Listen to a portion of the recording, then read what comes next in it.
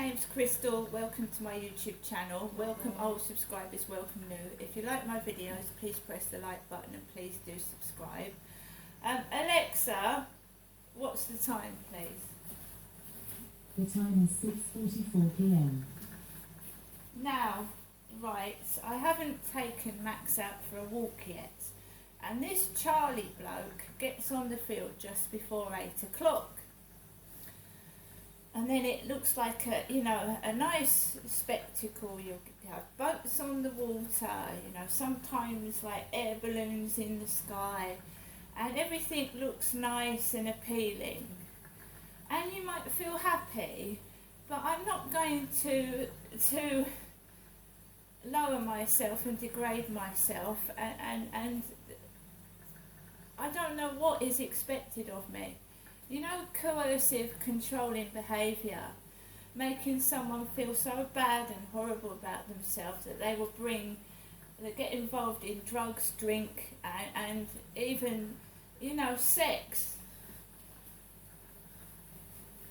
This is what happened in 2008 when I left my ex-husband. I'm independent from my ex-husband now. He shouldn't be controlling my life. He shouldn't be controlling it. I'm a person in my own right. And when a woman has the guts to actually leave a controlling relationship and risks her own life to save her children and ends up in squalor and homeless on the street, which happened to me, I ended up homeless, trying to what I believed save my children.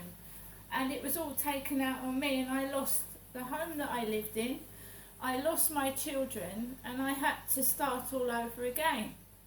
Right? It didn't make me a bad person for reporting behaviour which I thought was wrong. So these men appearing started in Gloucestershire. These men appearing out of nowhere saying to me, "Are you single?"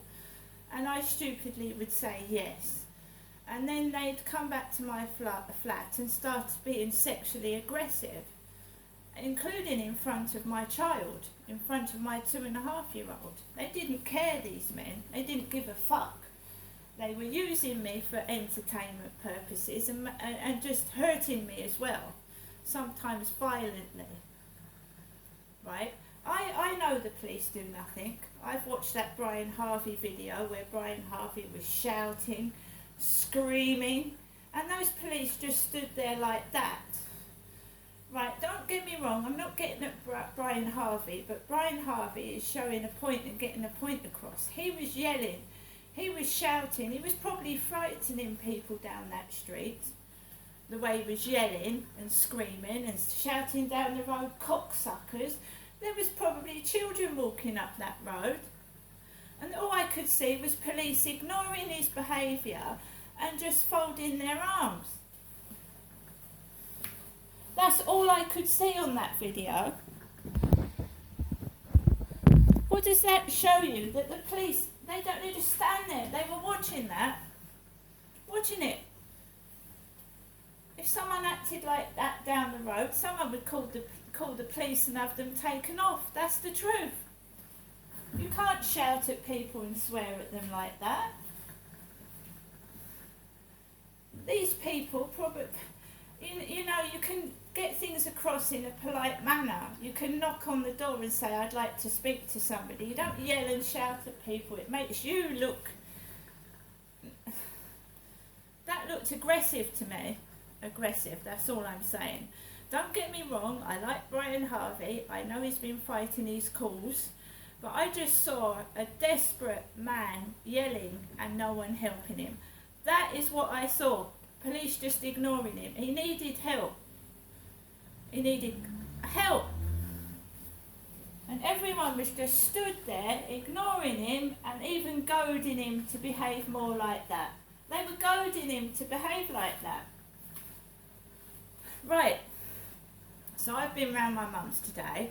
I talked to that lady in the African shop because I wanted to start going to church every Sunday. And the last time I waited for a shuttle bus to go to KICC Church, which is based in Maidstone Road, Buckmore Park. There wasn't one there. I waited for an hour, there was no bus. So I've asked this woman to get in, she knows somebody that's going to get in touch and tell me if they're still running shuttle buses or not since COVID. I don't know. Because everybody now is worried. I mean, look at that incident in Nottingham where 3 people are dead. It's scary outside. There is no police. The Royals have security. They have armed guards to protect them, but us, the public, don't. And it's a scary place outside for everybody. And I have witnessed with that Brian Harvey video, the police just folding their arms and ignoring it.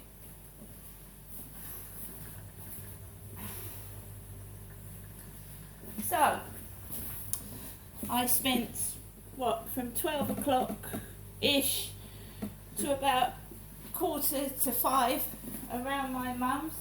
I wasn't in Rochester, I was in Chatham with my mum this morning. And the guy upstairs was still in when I left. His car was parked outside those apartments down the bottom in a different place, but the same apartments. And I left in the taxi. In fact, he may have gone out. He was parked down the bottom of Foley Road where the taxi picked me up, actually. That's right. The guy upstairs had parked down the bottom of Foley Apartments, the road down there, and that's where the taxi parked, where my neighbour had parked yesterday evening. So, when I came home, the guy upstairs was parked at the same Foley Apartments, but in a different parking space. I've got a Mercedes parked outside my bedroom window, a Mercedes with bird shit on it. A big blue Mercedes with bird poo on the top of the car. Bird shit. So, I spent as much time as I could with my mother, and I didn't lose my temper. I watched videos on YouTube of Prince Harry and his court case, and Prince Harry's got balder than ever. He's got a really big bald head now on top. All the royal men lose their hair, don't they? Early. And he looks an old man, Prince Harry does. What has happened to Prince Harry? He looks like an old man. All like stooped over, thin and haggard. So around 4:45, I thought it was time to leave. My mum said Jennifer, wasn't coming outside to the taxi. So I carried 4 heavy bags outside and a backpack. So I had 4 plastic bags, 2 Ocado ones, this red backpack here, this one, and 2 bags of cat food, which is heavy. I took it outside to the path. My mum called a taxi. The taxi arrived. It was a white taxi with a small foreign male driver of about 5'5" again, hairy legs in shorts, and black hair and sunglasses. And I asked him, would you mind letting me put my bags in the back, because he didn't get out. I then put my bags in the back of the white taxi, got inside the taxi, and headed off home to Corries Road, Rochester. And the taxi number plate was AG. AG. AG. AG. And I got him to park me round the back of the apartments. I saw the lady of Foley Apartments with the ginger hair coming out of her flats with sunglasses on and a fancy hat like Charlie, walking up towards the taxi as it was turning round the corner. I got into the flats. I shuffled 4 bags and a backpack into the lift. The taxi driver helped put my backpack on. He picked my red backpack up and he helped me put my arms through my backpack. went through the back entrance, shuffled into the lift, went upstairs. Max was sat with Nikki, my cat. Everything seemed to appear in good condition and normal. And there was all pizza leaflets all over the floor of the entrance to my flats. Pizza leaflets all over the front of the flats on the floor. And I wasn't stuck in my flat all day. I'd gone out to my mum's. At some point I've got to pick up my HRT prescription from Boots the chemist in Stroud. I've got a repeat prescription, but I've got I've got HRT treatment, and I've got my painkillers for my jaw pain that I suffer every day, whatever happens. And my mum has given me food. I've been to the shops. I've got everything I need. But again, it's just me on my own with my dog. Because as soon as anyone gets near me and speaks to me, people go nuts. When I was talking to that small guy at the Dogs Trust, they was all being silly and behaving like babies. Someone went, "Dog." When I was walking home, do you know how I must have felt? I was walking down Corries Road after feeling really, really happy, good vibe, and I heard someone go, "Dog."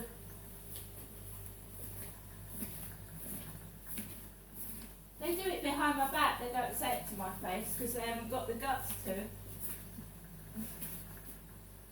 Because that Charlie did that to me. They're putting people in Charlie's hat. They think it frightens me. Getting people to wear Charlie's hat.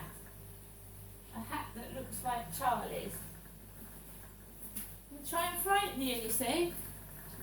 Whenever I reported a crime to the police over the telephone, what does the perpetrator look like? He's got a tattoo on his face. He had a wedding ring on his hand, a tattoo on his face. Where on his face? Oh, on the middle of his head. So the next day I'd go out after reporting a crime, especially in Gloucestershire, and there would be a man with similar features to that I told the police over the phone what the perpetrator had.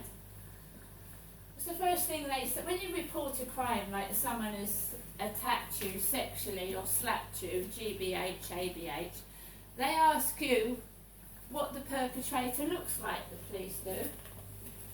What colour was he? Did he have any distinguishing features? And obviously you have to describe what he did to you.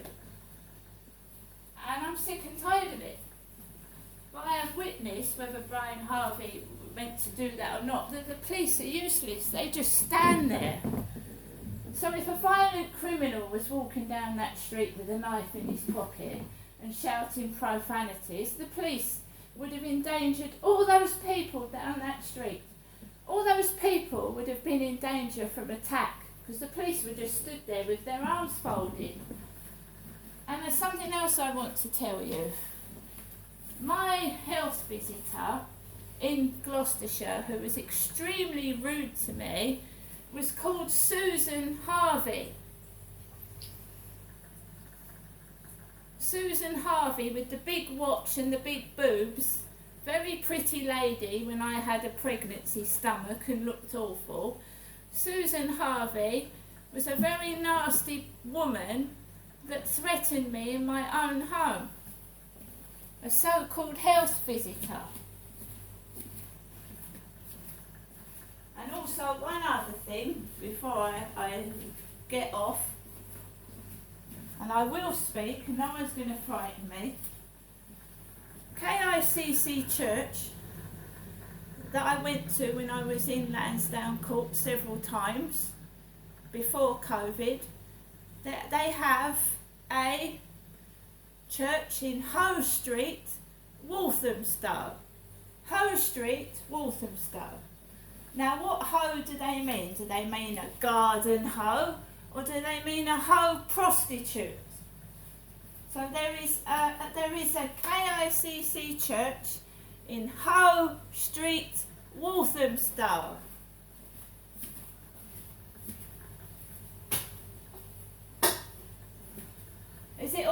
piecing together? Is the jigsaw puzzle coming together now? Who is doing this to me?